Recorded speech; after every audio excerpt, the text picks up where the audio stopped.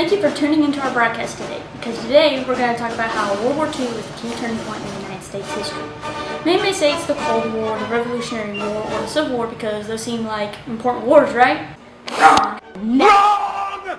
Because World War II changed the way the United States ran itself economically, politically, and socially.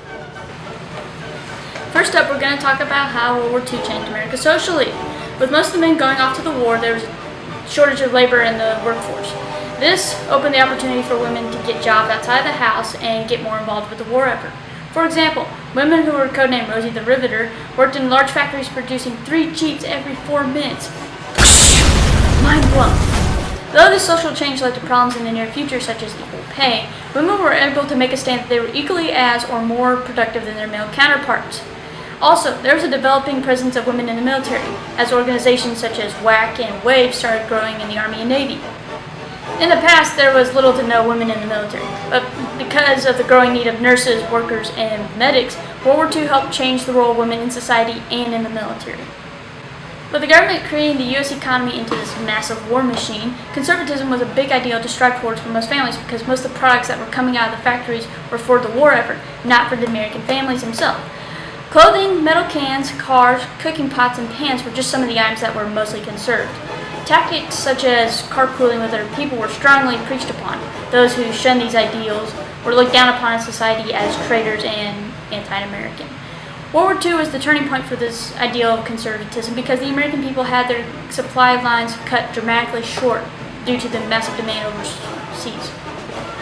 Some of the rights of the people were suppressed as well.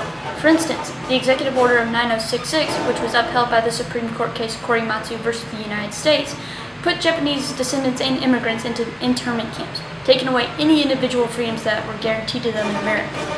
In Los Angeles at this time, Zoot Suit riots were taking place against Mexican Americans because of the prejudice and outrage over the use of clothing they were wearing. Also, blacks were campaigning the term WWII during the war, attempting to gain victory overseas as well as at home against discrimination. Because there was visible discrimination on the American home front, the basis and foundations of the civil rights movements began right here in World War II. Now, if that is not enough to persuade you that World War II is the key turning point, there's also the economic aspect to talk about as well. With the United States going into its biggest war yet, the government had to get involved with the economy and ramp up production. This ultimately pulled the U.S. out of the Great Depression.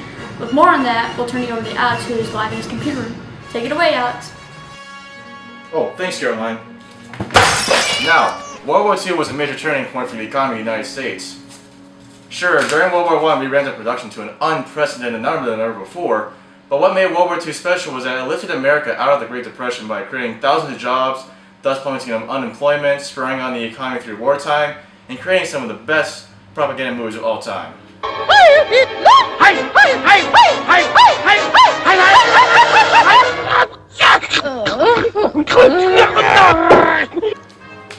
The Great Depression's unemployment rate was around 17.9% during the late 1930s, and this looked pretty bad.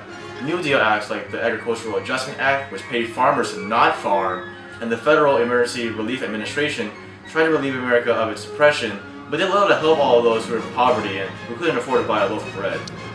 However, by the time war had come, the economy was galvanized by the brink of war, with the unemployment rate dropping to a 9.9% to 1941, and by the end of World War II, this dropped to an incredible 1.2%. Factories that made kids' toys were now manufacturing guns and war vehicles, and the entire nation's economic system was now in overdrive. Not only that, but World War II propaganda and the government encouraged citizens to buy war bonds to support the war effort and to ration supplies in order to aid the Allied forces. One of the key aspects of America's tactics toward the war was to overwhelm the enemy with a massive U.S. industrial economy. 88,000 tanks, 7,333 naval ships, 20 million rifles, and 40 billion bullets produced in 4 years is a massive undertaking that has never been seen before in the entire history of the world. Also, the Lend-Lease program enacted in 1941 helped America support the Allies while technically remaining neutral.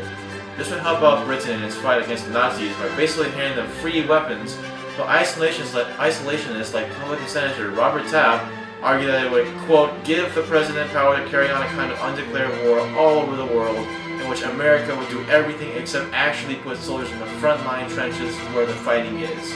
Obviously, he was ignored by other politicians, since politicians usually complain and are senile and can't remember the third thing they're talking about. It's 3 agencies of government when I get there that are gone.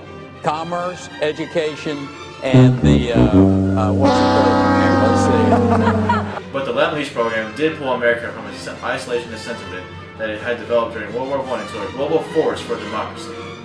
Elaborating on the government's intervention to aid the booming wartime economy, the federal government set up the War Production Board to monitor and inspect the industry.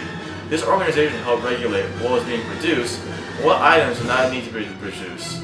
This way, the United States economy will be focusing only on essential wartime needs like guns and ammunition, and not produce unnecessary items like passenger cars or like teddy bears. Furthermore, the Office of Price Administration regulated prices and even froze some prices on food in order to make sure that the people of the United States could survive through wartime. The administration was also in charge of rationing scarce items like rubber, which is now in jeopardy due to the Japanese seizing Allied-controlled rubber tree fields. Also, the Smith-Connolly Anti-Strike Act helped keep labor unions in check and gave the government authority to seize and run industries crippled by strikes.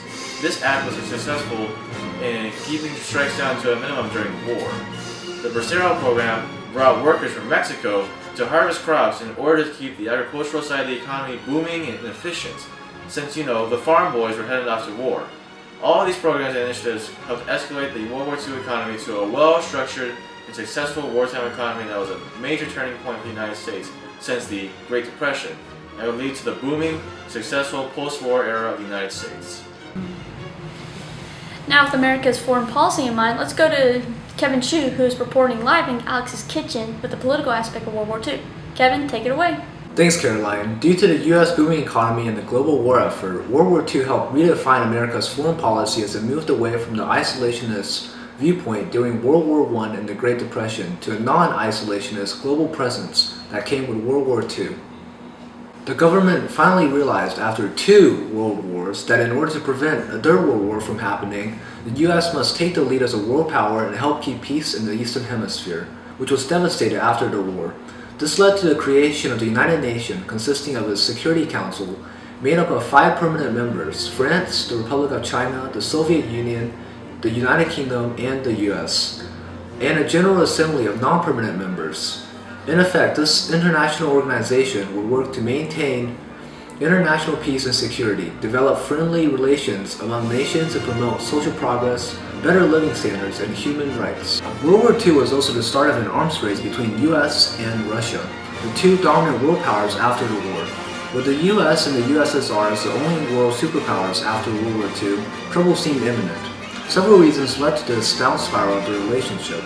For example, the US and Britain had delayed opening up a second front during World War II. They had left the Soviets out of the development of the nuclear arms, and the US had withdrawn its vital Lend-Lease program from the USSR in 1945. The US also spurred Moscow's plea for a $6 billion reconstruction loan while approving a similar $3.75 billion loan to Berlin. In addition, Stalin wanted to protect the sphere around Western Russia, which meant taking nations like Poland under control. However, the US objected to Stalin extending communist influence to other countries, and instead wanted to preserve or establish democracy throughout the world. You shall not pass!